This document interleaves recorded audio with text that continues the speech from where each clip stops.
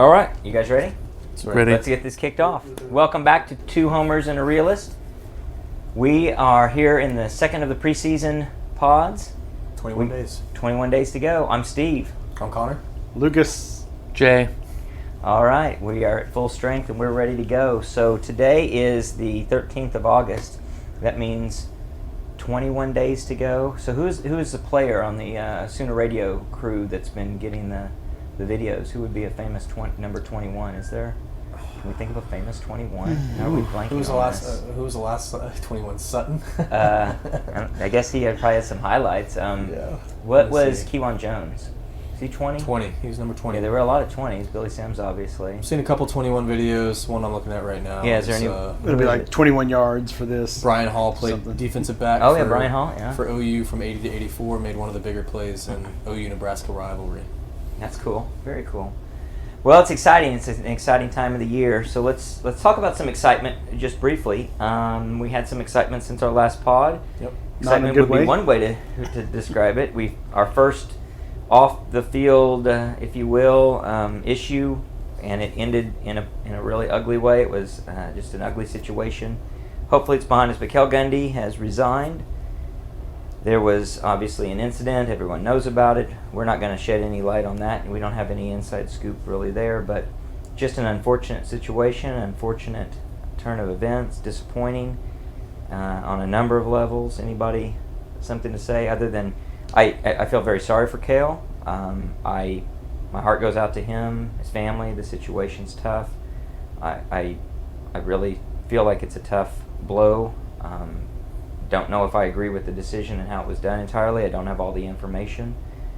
But I understand the difficult situation the program was in, the difficult situation Venables was in, and the administration. Yeah, it's just impossible. I mean, it's an impossible It's a really situation. tough. I mean, it's just one that you just look at, and I had so many different emotions when everything came out. So it was funny. You guys texted me. Or we started texting about it like 10:30 when it came out, and I remember I went to bed super early, so I wake up just to. I knew when I didn't get a response that, oh my God, I'm going to wake these guys up with it, and I thought, no, they're on Do Not Disturb. They're going to wake up to it. Yeah, and it was. I just remember trying to work through multiple emotions to try to make sense of it, and it's just It was hard for me to sleep. I actually wish the guy who told me had not told me. Yeah. Or I had not seen. Actually, I guess somebody told me. A friend told me. And then I saw something else. I was still online, so I would have probably seen it. But it was... Yeah, and that's what I was traveling all day Monday, so I would get on a plane and be out of it for a couple hours, and then I'd land, and I had a connection, so I had two different instances where I was on two flights, and at both times after landing, more stuff has come out. Or You're more just people, too cheap for the Wi-Fi? More people are saying... So, yeah, pretty much. Okay. Yeah. So... I dozed off at like 9:30, 9:45 that night. And I woke up about midnight, saw the text, got on Twitter. I was up for an hour just dissecting all the different tweets of, trying to find the story, is there more to it, blah, blah, blah. Yeah, everybody So started I finally went to bed at at 1 o'clock, and, we know how it went after that. I'm pretty sure I saw it and just went ahead and went to bed. Wasn't worried about it. Yeah, you're going through a lot, though. I don't know why. I just did. I don't know. Well, You didn't maybe think you anything of processed it? it the right way. I don't know. No, I don't know. I wasn't even curious enough to go look. Maybe I was just tired enough. I think I might have already been sleeping-ish, and so I just kind of heard it, looked at it, and then. It's not I something. mean, we've talked multiple energy times on. on this pod about Kel Gundy being the longest tenured coach in OU history, I believe, right? Yeah. And Great recruiter. all the stuff that he did after Lincoln left last year to hold us together and really rally the troops to push the message. Yeah, a cohesive glue. This is still OU football. Program guy. Yeah, so I mean, it's again alluding to what Steve said. Just very heart goes out. It's a really really sucky situation, and I think from what we've seen from prior players and past coaches as well, his duty here at OU is going to go appreciated long after this unfortunate event, and I think. One day, there's going to be an opportunity to welcome him back and embrace him. But I would hope so. That's my hope, is that we can get some healing at some point that way and some coming back together. But For it's all we easy to know, say that. He went out the ultimate program guy. yeah, I mean, we don't know. That's true. Yeah. That's true. We can make that it's a safe assumption. I As mean, any. he still resigned. He didn't get fired. He was probably asked to resign, but Yeah. well, I mean, we don't know for sure. He might don't have just know for fallen on sure. a sword. Yeah. All I mean, we know based for on his- sure based on his is the statement, yeah. technicality is that he He may did not want to put that resign. pressure on Venables to make the decision, so he Yeah. just went ahead and bowed out gracefully, essentially. So Yeah, he might have Could be. known. He might have known the It was an potential impossible choice. fallout Yep. from it, from all aspects, from recruiting to what goes on campus, what goes on in light in society. national news, protesting. you know, his Yep. family, all of it. He might have Right. just been like, "This is just better to just get out of here and lay Yeah. low." Yeah. Well, you know, difficult situation. Have probably a lot more to say, but it's not really anything that doesn't just spin us in the same circles. But we'd like to say thanks to Cale and everything he's done for the program. Yep, yep. And I think the fortunate thing, and I say it's fortunate, maybe the silver lining, the team seems to be turning the stone over and moving on. Seems like I mean, it. Yeah. at least from an outsider's perspective, you know, whether it be Venables' press conference on Wednesday or some of the stuff that we've seen players saying afterwards of just, you know, we are approaching the season. Like we are still very much in fall camp and having to get a new team, a new unit, a new staff pulled together to, you know, make this whole thing work. And from everything that I've seen, at least, it seems like that the overall message and feeling amongst the team is, you know, all full steam ahead with who we have and let's go do this thing. So Yeah, that's good. If That's I good look to at this see. situation glass half full, you know, I actually look at the fact that you can maybe go out and get a really good, proven wide receiver coach. And for me, I've always thought if your position coach actually did it, actually went through it, made it to the league, and has come back to coaching, I think that really helps you in recruiting because this kid can look at you and be like, this guy knows what he's talking about. He did it. He knows how to get there. he's a product, right? And So you want can Antonio help. Brown? Is what you're saying? Sure. That could bring nothing. Jesus at Red Rocks, baby. I mean, that's the same reason I was so excited about like DeMarco Murray. Right. Everyone's worried he hadn't been a coach for very long or do whatever, but I'm like, Yeah. it's DeMarco Murray coming in your living room, Yeah. telling you, "Hey, I'm gonna get your son to be the best player you can be, and hopefully get to the show." And it's exactly what I did. Yeah. So I don't think that could ever hurt. No, I think that's a help. Now it could hurt if the guy's not any good at coaching. You Right. can't. Yeah, that can't be your sole criteria. I mean, there was a lot of talk about Malcolm Kelly. You know, he's on the Power 5 level. He's in the Big 12 at TCU now. Yep. I Yeah, I mean, he's a it'll former just- OU I player. think He's it'll loved. He's loved by players and fans alike for Yeah. you know the post Nebraska Big 12 championship rap. Yep. I mean, I think clearly we're going to stick with whom we have for this season. And that, yeah, that's You it. can't get anybody at this point. Yeah, I think Washington's the guy. Yeah. and then And he might be the guy moving forward. let's see how that group Yeah. does, and then maybe Venables says, look, like, you know, there's not a lot of, we're not missing any beat with who we have. Let's go get you an assistant at this point, and you're our Right. guy. Yeah. So, which I did not realize until listening to another pod that he was a middle school coach 2 years ago. So How about that? also interesting. Well, somebody. But starts somewhere. they also remember we had kind of pulling from the Saban playbook, you know, gotten a former coach and brought him on as an analyst. Yeah. And Matt Right. Wells, the former Texas Tech coach, Yep. has Yep. now been moved into that room to help him with things. So you have Yeah, a head coach. A head An coach. ex-head coach. Yeah. yeah, Of helping a Big the 12 new guy out. program. A good healthy bench is something that for some reason Riley and most, but Riley eschewed, didn't really embrace that model depth. at all. I don't know if he just didn't have the connections or if he didn't feel it was necessary. I would guess some combination of those two, as well as the fact that it may have been a threat to him. I don't think the guy liked a lot of critical opinions. Well, he'll also claim the administration wasn't a help in bringing in analysts too. Right, Probably. and he may have something to that. I don't know. It's hard to say. But I thought we were gonna get through a pod without saying his name. no, it's Way going to to be a go. long time before that it's- happens. I think a lot of people who do OU pods probably think the same thing, and it is. I mean, It's inevitable, until the comparison. season. It's Until the not season that far starts, removed. Yeah, well, Right. Until, Yeah. until the It season feels like it's a long It's time still ago. but it's interesting really to see the not that difference. long I ago. think it's. Right. I think it's interesting to compare and contrast. It helps balance out where we are right now and what we see. What we're seeing, and what a lot of people are seeing, is a lot of practices. We're actually seeing some practices. How cool is that to get What's some going on with footage out that? there? Well, so everyone, I guess every team we play knows all of everything we're going to do Yeah, we're now and pretty all our much screwed. secrets. Yeah. Yep. So we should probably just we don't even have to mysteriously send in signals.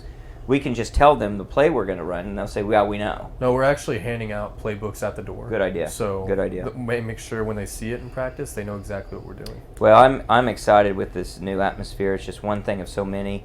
Our oldest daughter Ava's going through Camp Crimson right now. Their surprise guest speaker last night was Brent Venables. She said it was great.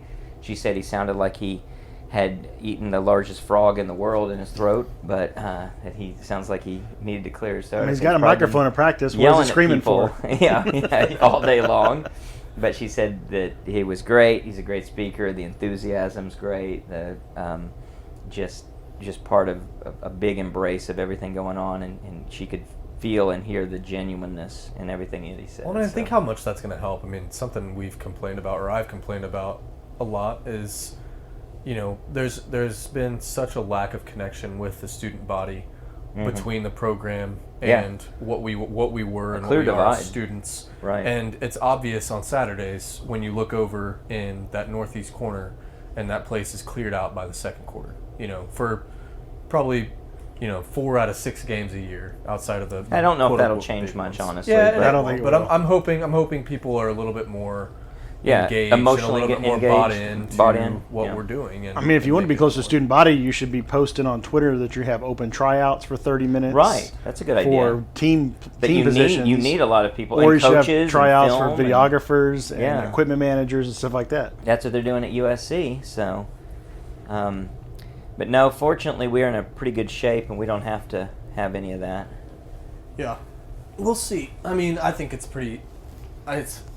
hilarious, honestly. Those posts coming out. I think Jay said it yesterday. It's like, I almost feel bad, and it's you know, No chance. yeah. I'm not even. It's so comical. I mean, I can't imagine. Again, I know we thought we'd make it through a plot, but it's just so funny. But like, We haven't made it 5 minutes What do you before think- doing it again. what do you think? I mean, what did he? The seal was broke, so I What went did he ahead. walk into over there? Like, Yep. what did you walk into over there? What was he thinking? I mean, if you Didn't go do all the the way back math. to when he first gets there and they're posting a picture of a portal on the wall and having transfers stand next to the portal because you arrived Right. in the transfer portal, it's like, oh man, Yeah. I wonder if he was a little shell shocked or even still is, and that's why. I mean, Well, no, the those hits aren't keep those aren't coming. discreet posts. No, they're not. They No. can't be. He has to advertise. He has Right. to get people to come. and maybe it'll work out. You know? And then you've got to think he's got to feel like that's not the healthiest position to be in. yeah. And then knowing that they're going to be going to the Big Ten, and that whole change is coming, it's like the poor guy just can't catch a break. Oh, poor guy. Yeah. Well, I couldn't wish it on a lesser coach because I couldn't find one. So we conducted a few polls. We got some polls going. I'm going to keep the polls going for a while. We're going to have some polls every day going into the first game of the season, Push and the maybe poll, even push more. the poll. So the first poll that we ran on Twitter was, what will OU's final rank in 2022? What will be OU's final rank in 2022 for points per game scored? And to put it in context, last year I think we were 8th in the nation, and that includes obviously one big blowout, but also includes a game that the rest of the season wasn't a part of, and that is the bowl game where we had a different staff in place. So all that said, and we know we've ranked highly in the top 10 and beyond for a while, the results were pretty overwhelming. 78% said top 10, and the remainder said 11 through 20. So those are pretty good results in either case. I don't think that's overly optimistic. The Do we know 11 through what 22 Ole Miss are was ranked last year in points per game? You know, we could look it up. I don't know. This is a different stat we're talking about, isn't it? Points per game? No, Is that that's, what- is that what that's we're talking points about? per Points game. per Yeah, game? points per game. I thought you were talking about where we would finish in general. Well, where we'd finish is dependent on what the points per game are. Gotcha.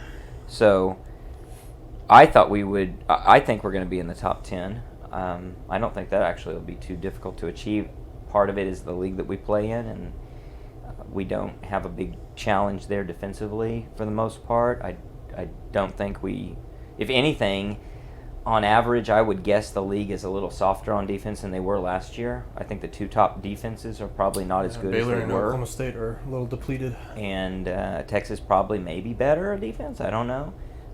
We'll talk about their practice Hard to be today. much and worse. They've got a lot of injuries, it sounds like. But then you've got Nebraska's, again on the schedule. as far as UTEP and Kent State go, I think we'll be able to put up a lot of points on them. So I don't know. I feel pretty good about our ability to put points on the board. Jay, thoughts? Yeah, I think initially, I think our offense is going to be just fine. Simplified running scheme. And if you look back to what Lebby did at Ole Miss, and even like some of the other Briles trees, like Briles at Arkansas, running their offense. I'm pretty sure Ole Miss and Arkansas both ran for the most yards and the most attempts in the SEC. So I think we're going to pound the rock a whole bunch this year. So that might go against scoring a whole bunch of points. I'm not sure. It might shorten the game. I don't know what type of game Venables is going to want to run. I don't know if he's going to score quick and then just slow down the whole rest of the game and just play defense and field position and ball control. Doubt it. Or if he's just going to keep, pile it on. I bet it'll be like when he was here before, and we were piling it on quite a bit. But I think, I don't know if we'll be top 10 just because you never know what other teams are going to do. Sure. But I wouldn't expect our scoring points per game to go down. I wouldn't expect. Now, if we score the same as last year, if it's just outside the top 10, sure, or whatever. Yeah, I'd be surprised if we're think worse than top 15. It'll be fun to see Levy's offense in the Big 12. I mean, I think I was looking and Ole Miss actually finished, I believe, 29th last year with 32 points per game. We finished 12th with 36. Oh, we were 12th. I thought we were 8th. Okay. And maybe that's not considering the bowl. This was. We might have been 8th in total offense, is what I'm remembering. Gotcha. Yep. So I mean, a difference of 4 points there. Obviously, Ole Miss playing a lot more stout defenses. Well, that could be the 77 or 72 nothing 76-0 against Western game Carolina. too that counts. Yeah, into that. true. So I mean, it's interesting. I have questions. I mean, and it's not the Cale Gundy thing that I have questions. It's just I'm wondering what this wide receiver group is going to do. I'm hoping Gabriel can throw the ball like everyone's saying he can throw the ball. I know his stats and his video out there shows that he's got an arm, but it'll be interesting to see the pace of the offense and then how talented these receivers are. Well, one thing that would potentially help is that all of your points count towards that, no matter how you score them, including if you score them in special teams, but more importantly maybe for this, if you score them defensively. And I would say, if anything, I expect us to have a somewhat improvement in terms of points put on the board through turnovers. Either we have an interception, we return for a touchdown, a scoop and score, or we just put our offense in a position with a turnover to have a short inside field. the 30. Inside well, the 30. we've been so bad on third downs for a while that, I mean, and there was a lot of bend don't break type. I'm pretty sure too. Clemson's been, if not the best, top 3 team of getting off the field on third down. So if BV can bring that to us, and we get considerably more possessions a game or shorter field possessions. Yeah. Think how many times, especially back in the Kyler and Mayfield days, we were giving them yardage and impressive stats because we were getting the ball deep in our own territory. The bend don't break.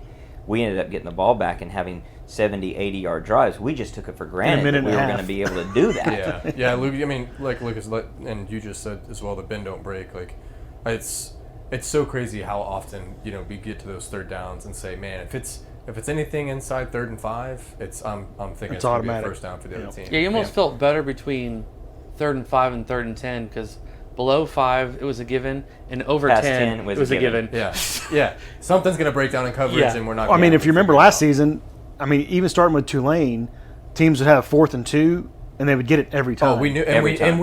Especially those first 4 or 5 games of the season, every single team we ran up against, if it was 4th and less than 3, they would go for it, and 9 times out of 10 they were. And if you remember, a key part of that is just dominating the line of scrimmage at the point of contact, just outpowering us. And teams that on paper at least should not be doing that. Getting abused. I mean, some teams would have 3 4th down conversions on one drive. Yeah.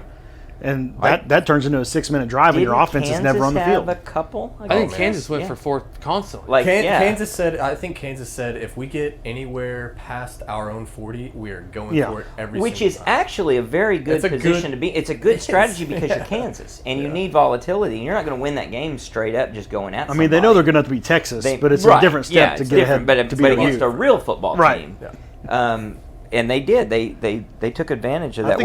I think you guys are watching over a little bit of the pound and the rock thing sounds great, but I am less confident this season in our running back That's what I was room about to ask. than I How do have you guys been in feel the about last it? decade. We don't have an anchor. Decade Decade goes we back had a long Mixon time, P. man. Ryan, then we went into Rodney Anderson, then we went into As Kennedy good as Brooks. he was, that we had Trey that Sermon. running game was weak and sketchy, In and 2017? and very reliant on him. On Anderson? and throughout his career had a lot of injuries.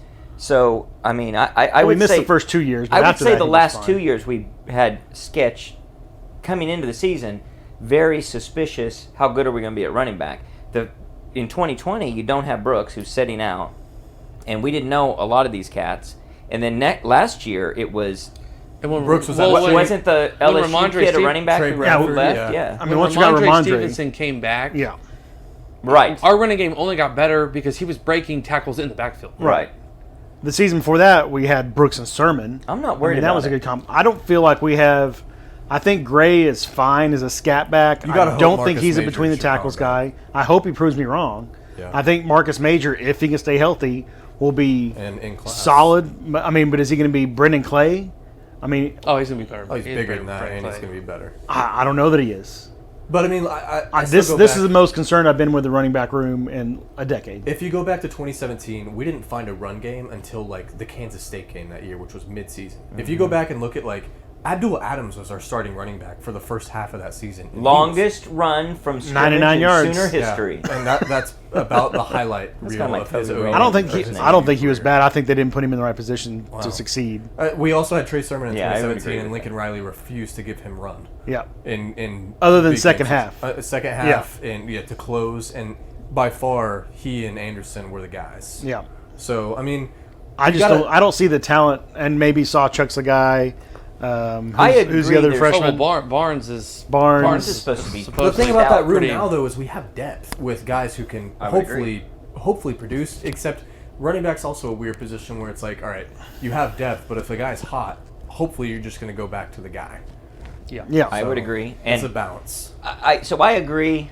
There's concern. I'm not nearly as concerned as you are about it, though. I'm pretty confident. I mean, in I'm our not like, ability to oh, we're find it. screwed. I'm just thinking. I'm just saying, going into a season over the last decade, I have known that we had star running backs, I would say, and I that- don't think we have that right now. As I would mature say I was as- slowly, I've become You've more matured? aware. Slowly was he the said, word. Slowly.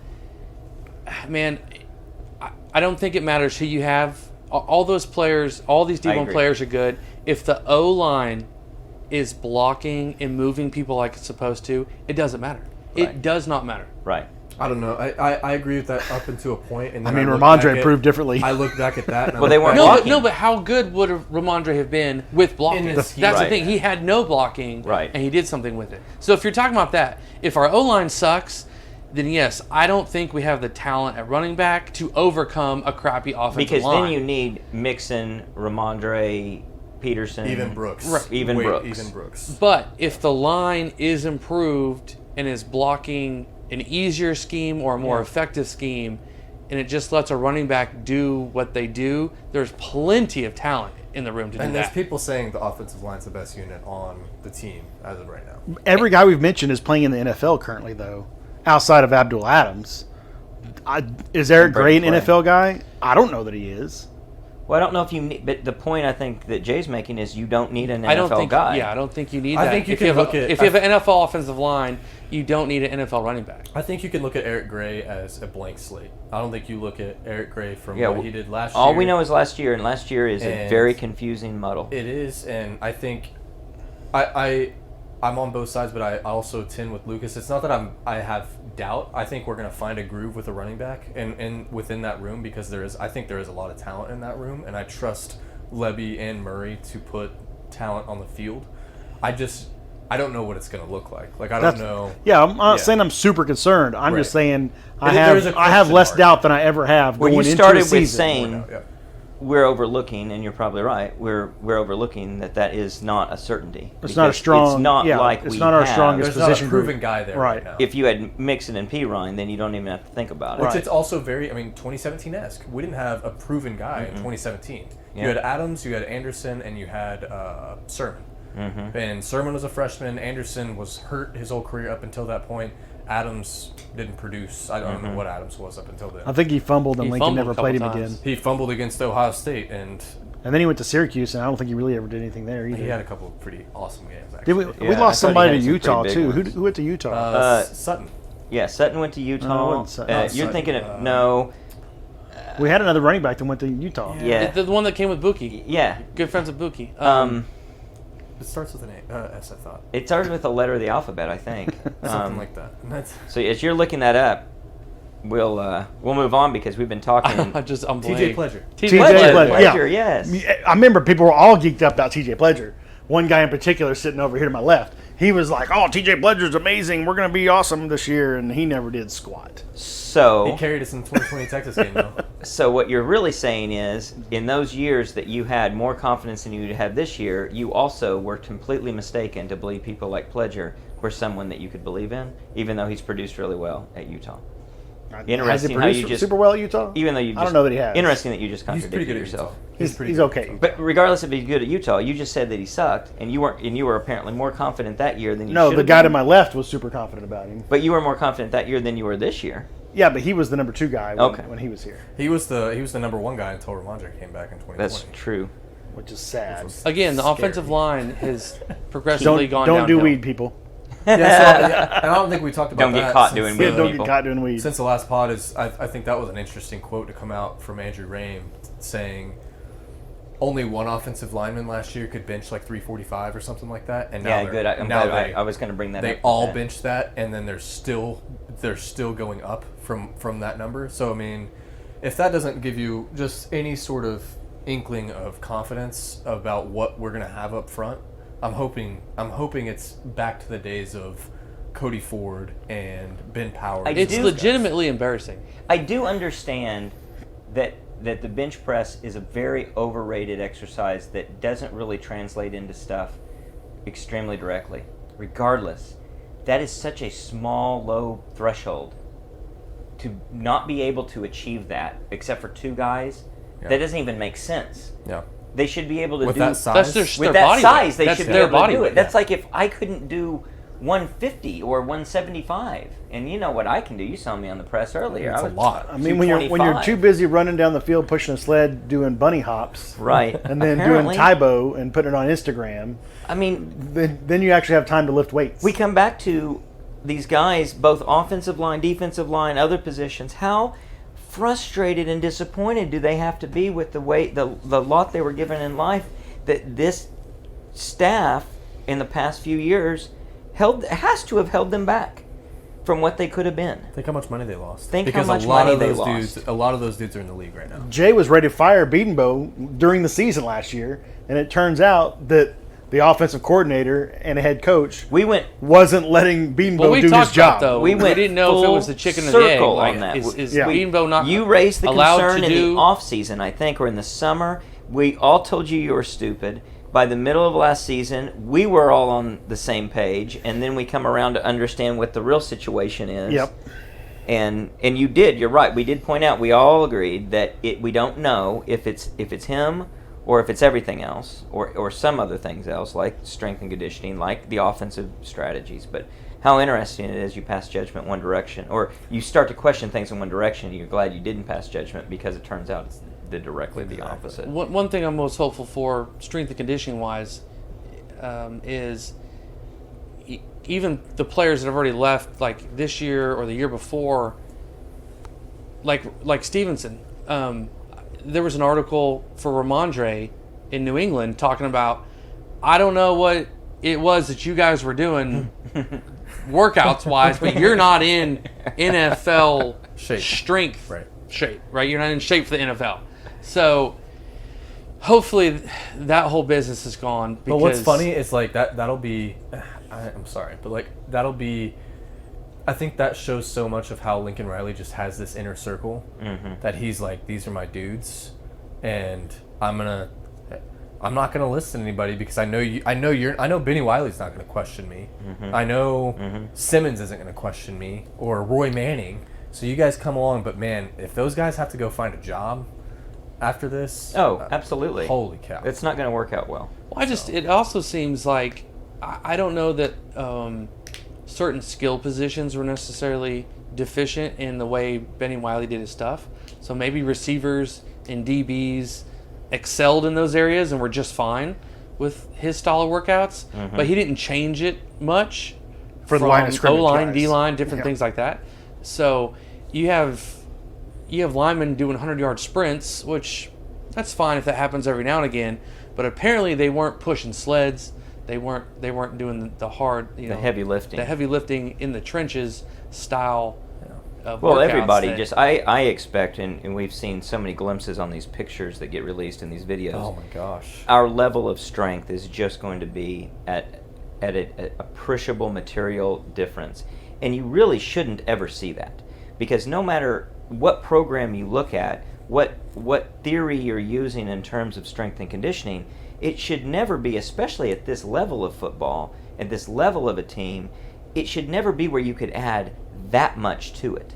It should be a very slight marginal the change gap- you should Unless make. it's going from like freshman year to sophomore year. No. Where your body's still. Well, right, but we're not saying that. We're saying coaching regime to coaching regime. You shouldn't be able to. There shouldn't be a gap the way there The apparently stark is this difference, gap. right. Like this gap is Especially just with the ridiculous. caliber of football teams that you're. I mean, Yeah. this is This isn't Oklahoma. Kansas football. Like, Yeah. No, but not just that, but there's not that many teams for how many athletic trainers there are. So even if you're the 100th ranked team in the country, you have one of the 100 best strength coaches in America. Right. Which should still leave you with a really good strength coach. It should be pretty close. Who should be pretty close. You shouldn't have a big the It only- tells you, man. It's just Yeah. such a lack of. There's just no willingness to deviate from his norm that he set so early on in his coaching career. Apparently based on nothing. It'd be different if this guy had come in with this new theory of things, and he's going to have. That happens from time to time. You can have a Moneyball phenomenon. But that didn't happen. He didn't come in with like, no, it turns out you don't need linemen this big, you don't need this kind of strength, and look, you gain all this advantage in this other way. None of that happened. What year did Schmidt go to A&M? 18. 18. The year he was with After Lincoln the for 18 one. He was season? he was Okay. with Lincoln for 17 and then Gotcha. left right after 17.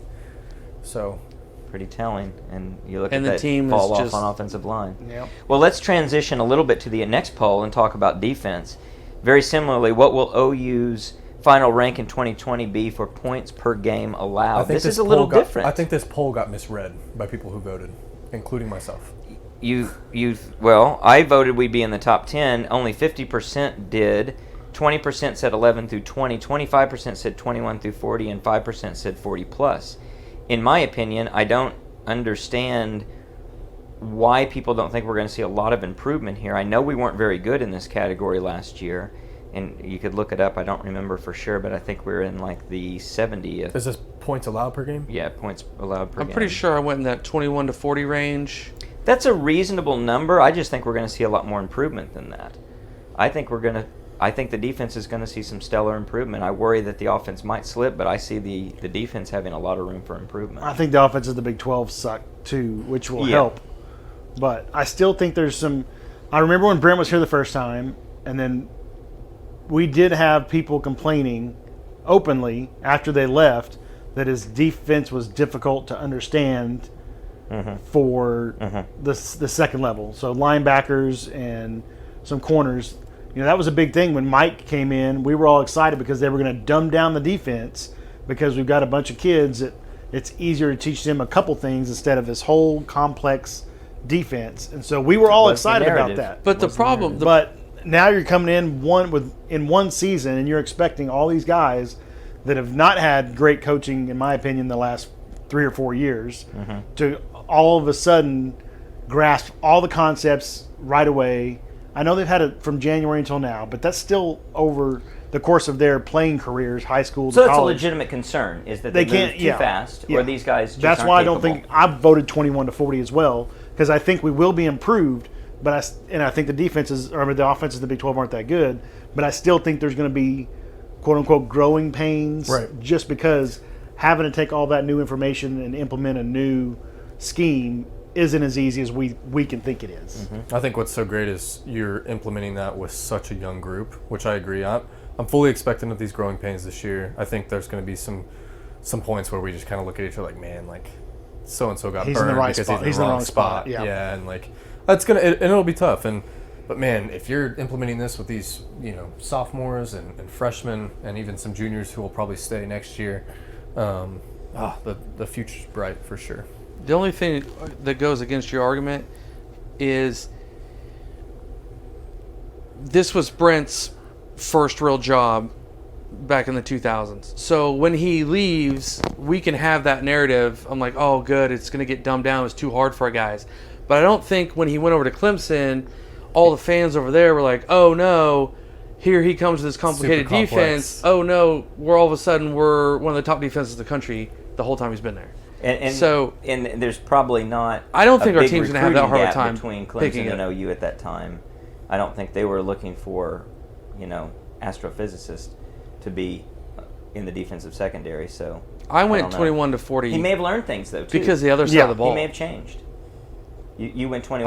I agree with you. I think the because of defense the will other be side of the vastly ball? improved. What do you mean by the other side of the ball? Well, I don't know. We might have a substantially higher, even faster 3-and-outs. Right, Maybe the right. defense might be on the field more. We might Or even score so much a few in touchdowns. that and then- the statistics are skewed even that way. You're yeah, that's legitimate. a lot of Very much so. a lot of late scores in Connor, games. what was a lot of- OU's rank last year? Any guesses? our points per game rank? Yes. I want you to guess first, Jay. 76. Okay, Lucas. Okay. Defensive points per Yeah, game. what was our rank of how many points we give up per game? We actually had a pretty improved defense on points per game. I would say we were probably 53 I'm going to say we were 70th. Man, Steve's on the dot. 70. because he looked it up. How good is Clemson? What do you think Clemson was last year? So, Points per mind you, game. Clemson's record last year was 10-3. And they had a terrible offense. Okay. They won games completely with their defense. Mm-hmm. They were top 20. What do you think, Lucas? Yeah, what do you think? I'm gonna say 37. I want to say they're third, but I bet they're actually second Number 2 in the with nation. 15.8 points given up per game last year. Only. 15.8. Isn't that something?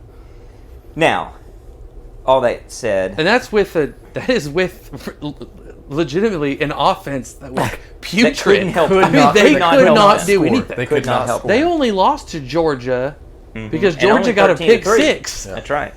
So, So if we cut it, so we were 70 and they were 2. If you take the mean of that, I mean that puts us in that 21-40 range. that's true. I hope we can do even better than that. I hope we can do better. I than really, that. really I don't think hope we're we going to can be number break- 2. I think top I'll be 10 more offensively and shocked. defensively is a shocking revelation. I will be more shocked that if the we're homer would pick 70th that. than if we're 2. I would bet we're second, more likely than we're 70th. But There's no chance we're 70th. There's no chance. Shocking revelation his brain will explode. that the We're homer not- picks us to be in the top 10 We're in not offense playing- and defense. So did I. This isn't the 2008 Big 12 offensive teams that we're playing. That's another thing to consider. They're not going to put up that kind of points. And we don't have a non-conference game with a team that should put up a lot of points against us. Well, OU's margin Casey of Thompson victory. put up a bunch of points against us last year. Yeah. Did they win? I don't think they won. They did not. They win. put up a lot of points. OU's margin of victory per game last year was 13.3. In the last 5 years, it was 16.3.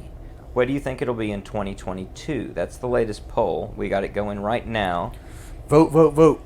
The answers are less than or equal to 10, between 10 and 13.3, between 13.3 and 16.3, and greater than 16.3. I said it was between 13.3 and 16.3, somewhere between where we were last year and where we've been over this entire timeline. But I could see a case that the margin of victory will actually be something closer to the 13.3, and you could go either way on either side of that. Or you could say it'd be the 16.3. I really don't think it'll be less than 10. I don't think our record will be very good if it's less than 10. I was the same. I had us between 13 and 16, the 13-3 and 16-3. I think it's again, you got to go back to the conference, who we're playing in the conference, and I think that's a fair number. I definitely think that's around what it should be with the level of competition that we're going to be playing. So, Thoughts? if it's less than 10, there's something's Something's gone wrong. cataclysmically wrong. I'm very much a homer this season. I am pretty optimistic this year. A Smart 2-touchdown win in every game seems extremely attainable. I don't know how it would be less than that. I really love the don't. I love just the don't see confidence it. there, man. I love it. In almost every game, you're saying, basically. 'Cause especially We revisited the last tough year. ones. You're not factoring in 2 losses though. We were a horrible 9-0 team last year. Mm-hmm. We were not a very good team. And in a lot of those games, we had that whole second half, the offense didn't show up, we weren't any good, other teams come back, and we still had a 13-point margin of victory last year. Yeah. So Yeah, that number was striking. Which again, we accounting for the big blowout against Western Carolina. Mm-hmm. Yeah, we had a Texas that won on essentially the final play of the game. You had a 16-13 snap over the head that saved us against West Virginia. The Nebraska game, what was that final? 22-15 or something stupid like that? Or something. 24-20. way too close. Whatever it was. I mean, that was 22-18. I don't know. It was something. I got it. Hold on. It's a weird season.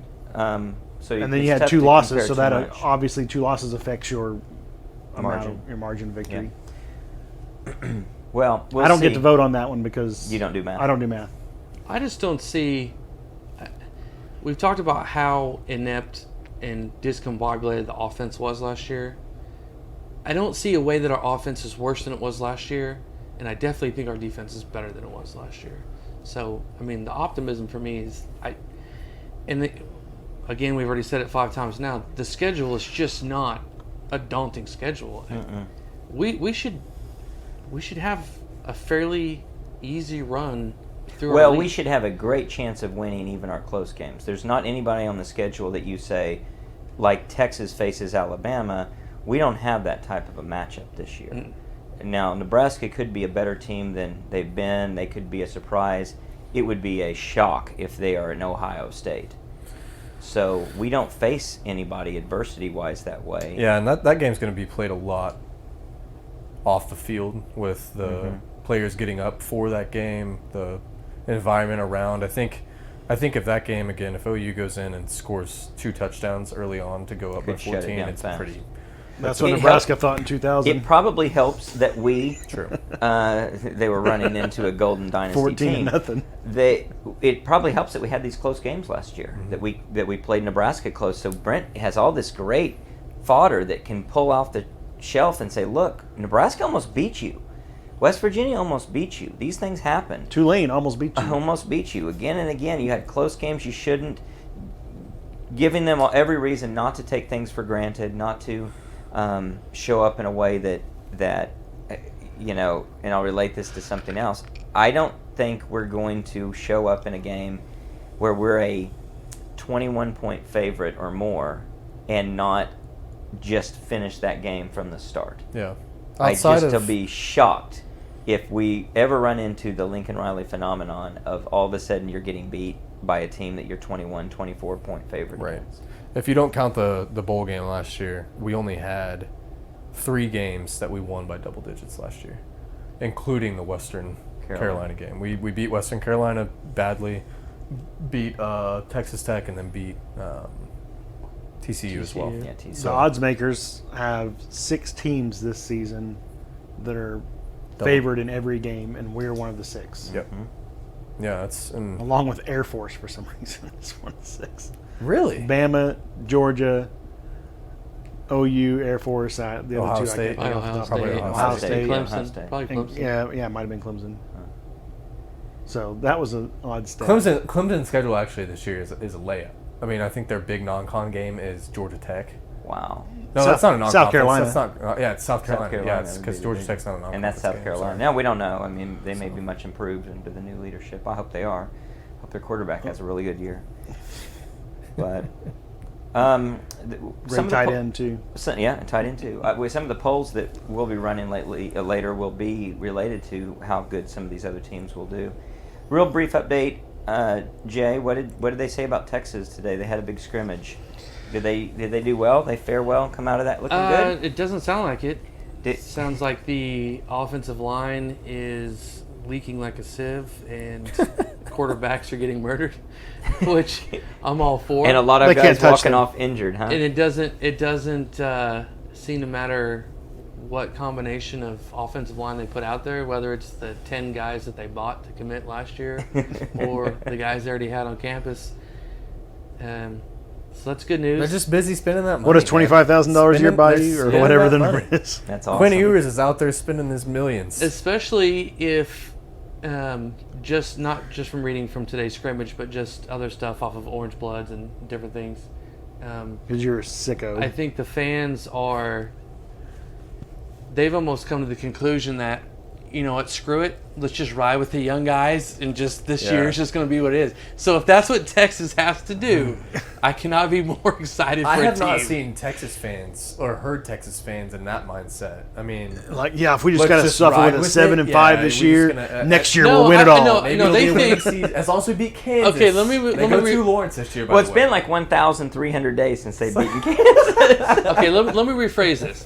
That does not mean that they don't think that they're still going to win every game and have Heisman quarterbacks. Right. They just want to go ahead and get the young kids that were so good from this recruiting class. Just go ahead and put them in. We're good enough. Bijan's good enough. Ewers is good enough. They'll figure it out. We'll get through it. But let's just get the young guys up to speed so that like next year we're just unstoppable. Sarkisian's got a bottle to lean on when he's done with those games. Do they have a return trip to Bama on their schedule? Yes, next year. Wow. Which might not happen if we make the league. Might not. Early. Which is again kind of further. I hope. I would. We have Georgia on the schedule. We have Georgia next next year. year. We have Georgia and Norman. I would love for that game to happen. Well, either way, I think maybe it happens. maybe it because happens. I think we're still in the Big 12 after next year. I think 2024 is the year from. That's what I think feeling. too. I don't think it'll be. What did you think about the ESPN bowing out of the Big 10? I think it'll be 2023. I thought that was interesting. I think they're setting up for I think the SEC put a real showdown or a real two-league type of arrangement, and say that this is where we want this to look like. It's like a CBS Fox agreement with the NFL. Right. So I don't know. It's interesting. Is the ESPN saving their money from the Big 10 to go buy Pac-12/Big 12 stuff? Could be. I don't know. It could be. It was interesting that it was. I guess my understanding is it was at Fox's direction that the USC UCLA talks began, and that movement. They were a big instigator in that. What's the timeline for them? Is 2024? 2024 is because their contract is up, and the renegotiation is on then. So you start looking at these numbers, and they're just extraordinarily large. I think that there's a pretty good chance that this actually does get done sooner than you guys are thinking, just because the numbers are so big, and getting those two things aligned could be really helpful. I guess the only thing that pushes back from the SEC and ESPN standpoint is they might want to see what happens with the Fox deal, with the Big Ten, etc., and then decide how they were going to use that in terms of negotiating their own deal. Yeah. But at the same time, that has a lot of risk to it that you might pay more than you otherwise want, because it's done so well for the Big Ten arrangement. So I don't know. Money will talk, and money will want these things to come to agreement sooner rather than later. Did you see the stadium size comparisons for the Pac-12? I did not. Once they pull USC and UCLA out of the Pac-12, the biggest stadium is Washington with 70,000. Then you've got Cal was 62.4. What's Eugene? And pretty much everywhere under that's in the mid to low 50s. Oregon is 54,000. Wow. Arizona State 53.5. Arizona 50. Colorado 50. Oregon State 43. Stanford 50. Utah 51. Washington State 40. So literally, you take Washington is at 70, and you've got 62 is your next biggest they would stadium. Fit in really nicely with the remaining Big 12. Well, I mean, Big what's the Big 12s? I mean, after you take out OU and Texas, the biggest stadium is probably Tech is 60 or almost 61. And they're expanding theirs too. OSU 55. So I mean, TCU 47, Kansas 47, Baylor 45. Yeah, I mean, it's Little League. But go for crazy. It. And that is maybe shaping up to be the rest of that league. At what point potentially does the league and the SEC approach Vanderbilt with a big check to say, leave? It's been great.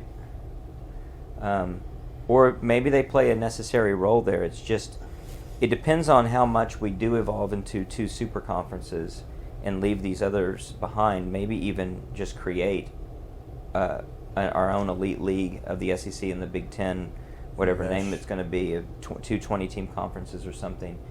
Then you got a team like Vanderbilt, who you've got to think it would be very attractive to replace them with somebody else.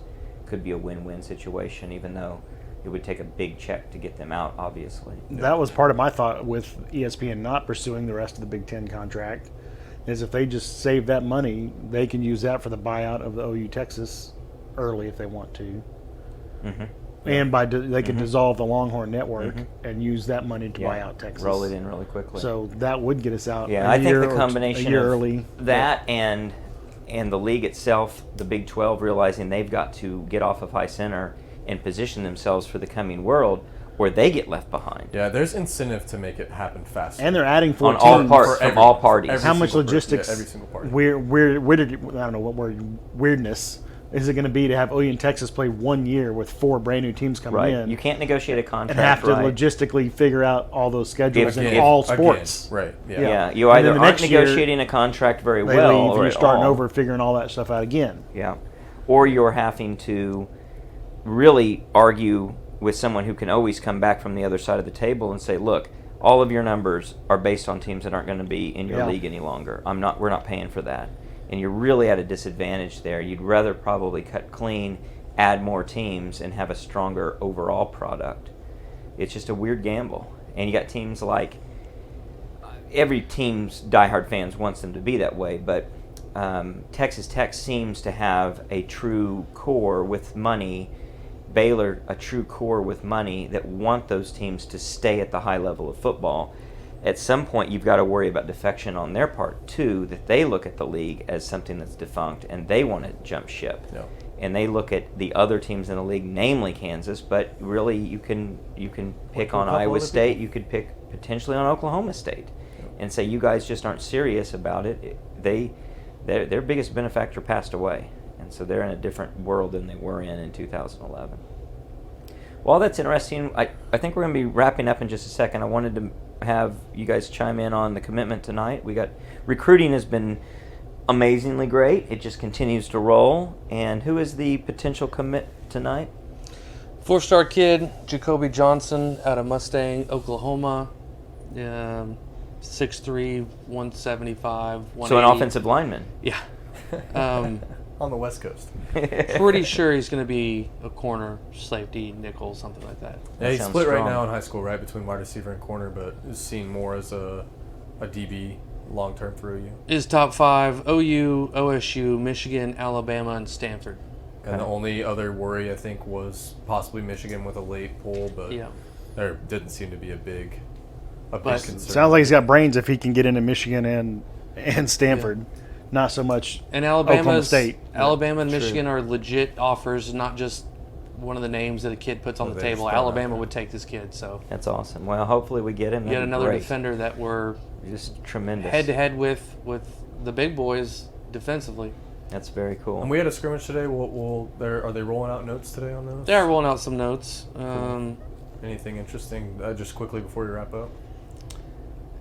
I had one other thing before we wrap up. No, not too much. I just heard, from the very, very early ones, there was, I know J.D. Reynolds was posting some stuff about pace and, everything we've heard about Levy's offense is basically just right on par with the speed that they're moving at. And I think he used the word offense has a true Jeff Levy fingerprint. So we'll... Yeah, I think it sounds like...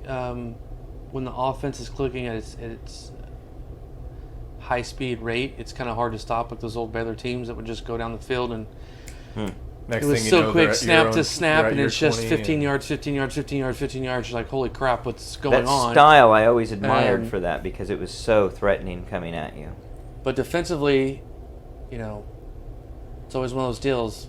Is it great that the defense won the day and the offense struggled, or... Yeah, it's just it's one of those deals in the inter-squad scrimmages. Someone's got to lose at some point. But I think the defense is pretty stout. Yeah, that sounds good. Well, let me ask you guys a controversial question, and this is kind of a sabotage to try and end the pod on something we could talk for hours about. Maybe, I don't know. it's pretty clear what the answer should be. What do you think the future is for OU's alternate unis? I think it's time for new ones. Okay. Because Bring the Wood is garbage. Nope. I agree. Bring the Wood was awesome for about 5 years. It is never crazy, awesome. that And coming now from it's a time to go. realist. Yeah. But as long as we don't have black, I will not complain about alternate unis. We got to go with the OSU route. Got to go with the timeless piece. There's some old, Oh, the nostalgia. the nostalgia. Oh, I thought you were saying different change our uniforms every uniform week. Every week. Oh yeah, no. You mean you should be like the No, Barry no. Sanders that they No, did? from Yes. the Okay. from Yes. a pure like Yeah. we're gonna roll out and like And be either very I'm just a specific. nostalgic, I'm just a sucker for nostalgia, or those unis are actually beautiful because I hate OSU, but I love those Oh my unis gosh, from the 80s. They are so They're just awesome. badass. They look I great. think it's just strictly nostalgia. I don't. I do too. I think I- they actually look good. But see, I'm not. Maybe even of they that look good time. relative to all the garbage they wear. I think that- I think that that's may what be it is. it, Too. too. Doesn't Yeah. have the paisley stuff But on the collar regardless, and I all that. love the idea of the throwback. Throwback to me is the right alternate uni. I don't think you should do some other type of alternate uni. I think you should. Your only alternate uni should be throwbacks. We did the 1955 season Mhm. during the 03. Yeah, 02, 03. 02, 03 seasons. Yeah, 03. I think Jason it was. White. Those were awesome. Yeah. Yeah. But like but all of our recruit, which probably doesn't mean anything, but like all of our recruits are wearing the alternates in their The double crimson. in their pictures and stuff. And See, it's that's like, how it is for me. That's my take. So, I I mean- don't care. As a fan, we can all bicker about it. If the kids Oh, no. are pumped No. and they love it, That's and not about they the- it's think not they're going about to them run, at all. They don't yes, get it to is. decide. Yes, it is. No, No. I'm the one who has to watch it on the field. No. They're They're not playing the coming game. here for I'm a with uniform Lucas. unless it's Oregon. I'm with That's Lucas. I agree. Yeah, I think 100%. tradition matters. Marketing matters. You have to keep your brand. You're careful with your brand for a reason, and you need to be careful about how you screw around with it. I think it's actually a pretty big mistake that we let them put on a bunch of goofy different unis, unless part of the message is here. This is a fun little thing to put on, but if you truly sign with us and truly become a Sooner, you get to wear the real uniform. We have enough that's the way I buying like power. it We have enough presented. buying power with Nike right now, where we could. Jordan. Yeah. Okay. Thanks. Owned by Nike. Yeah, Correct. exactly. So, but you could, but I mean, we have enough power there where it's like, hey, like what else can you guys work up for us? Like, show me something. And let's start talking. I don't know. this Their through. creative department, as a real football fan, Scares me. European football, Nike does not do the best with their kits for English Premier League football. No, I don't want them to touch them. I don't trust them. I don't want them to stuff. touch But that's at this point. Their creative team is not the greatest. At this point, if we're saying that, do away with the alternates and let's just go with regular reds, regular whites, home and away. Like, I would take no alternates at all than what we're rolling out there right now. You just I'd got a agree. bunch of old takes right now. I That's all- cannot- That's all it is. As long as we don't wear black, I'm good with whatever. Yeah, I think you've got to keep with the colors that take are our colors. Listen, it's one game a year. it's 2 games It's 2 a year. games a year. It's two? It's two. We wear one home and away. It's 2 I don't out remember of us wearing it 12, twice. dude. 2 out of 12. Fine, 2 out of Look 12. at that crap on the field. It's disgusting. Bring the Doesn't wood. matter. Ugh. Burn the wood. That is Well, what wood here's is. another they're reason- not going to have anything new, or they would have already had those recruits. Here's pictures another with reason the I new- don't like new it. one. Fans feel very strongly against it. Some fans may feel strongly they like it, but more overwhelmingly, there's fans who are negative on it, including those who are superstitious about it. No fan I has won a see game. more fans in the stands wearing the Rough Riders outfits than I do regular jerseys. And all of those fans are from one particular part of the fan base. Yeah, I would agree. I'm not interested in the people that wear jerseys. You're a grown person. You shouldn't wear a jersey. So, hit kind of close to home. No, I think that if you were to survey fans, there are more fans that feel strongly against it. So the strong against is a bigger group than the strong for. Twitter Let's poll. do it. Exactly. Steve, let's I think survey the the fans. fans. Survey the Steve, I fans. think there's a kid walking through your yard right now if you want to go yell at him. Oh, yeah. I'm not saying it's me. lawn. I'm not saying it's me. I'm saying there are other fans who feel that way. There's nobody going to the barricades in support of those alternate unis. There are plenty that are saying, hell no, get them off of there. And that's what's so crazy is how Joe Castiglione has been on such the straight and narrow with tradition. Until and that. then he puts that crap out on the field. It is disgusting. It's not crap. No, you're right. It's complete crap. It's Yeah. terrible. It's not. It's a horrible. What's our winning percentage in the unis? Oh, that's the other thing I was going to say about the superstition. We could run the numbers. I think it's actually surprisingly either even or There's a slight edge to or the win percentage. I would or say even it's a an slight edge. edge. It's not slight. But people feel the other My way mind with it it. is. It's not. But it doesn't matter. It's 2 games out of 12, and you usually wear them against very lesser opponents. We don't lose a lot of games. You don't wear them at Texas for a lot of reasons We that did, are all in we did support of once Mike where Kent. we had the gold swooshes and we lost. Yeah, exactly. No, but and those were so you wear them against Kansas. Those were sweet. No, those weren't even. We had gold swooshes with the gold piping, and we did lose. But we did wear the alternates against them in the Big 12 championship as well in 2018. I think we're like 6-0 against West Virginia in the Rough Riders or something like that. Right. Those actually fit in Morgantown. It does fit in Morgantown. Because It's those funny. fans are drunk enough to think that those are actually our regular uniforms. It actually, it's funny. I was watching one of the clips. I guess it was Mixon, who was just running down their throats, and it was funny. I mean, I guess I probably saw the snow, and I probably saw their uniforms, and that knowing immediately it's West Virginia. But it clicked for me. Like, this is definitely OU versus West Virginia. That's what we wear against West Virginia, Yeah. and that's just weird. That's Even our at home, team. Even at home. They're usually our home Home Rough Rider alternate, game as yeah. well. It's West Virginia and Baylor usually. I feel like. Well, Iowa State we lost wearing the double crimson, and that's the only time we've ever worn it. Yeah, Was Baker Mayfield that's right. crimson we top. wore double crimson that day? 2017. Yep. Well, we were not ready for that rush That 3, defense, drop 8. No, We had Baker That was- included. Began. Baker, What was that, we had 16? no answer. 17. that was 7. It was the Lincoln's That was our first only loss. loss. Yeah. Wow. So, I don't know. Maybe that's just some subtext of That's we an old like steak. to. Yep, very old We're steak. treating West Virginia as not a real Big 12 opponent, so we're not going to wear our real uniforms against You think them. they have fine that with me. talk? You think they have that talk during the week? Yeah. Like, they don't take you serious. Look at their jerseys. They only wear them They're against wearing us. practice jerseys against you. You see how superstitious these people are, and they choose to wear them against you. Oh man. Well, that was good. Anything else for?